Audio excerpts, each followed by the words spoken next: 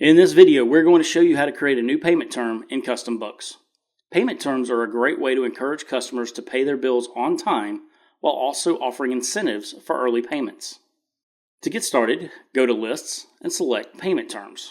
Here you'll see the list of payment terms currently in your CustomBooks account. Click Create and select New.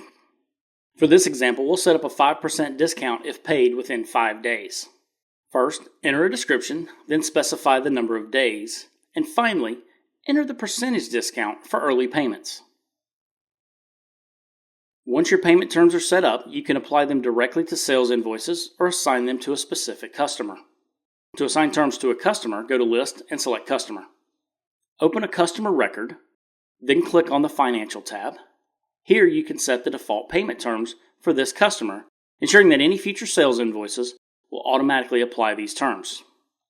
Setting up payment terms in CustomBooks is a simple yet powerful way to improve cash flow and reward timely payments. Try it out today and start optimizing your billing process.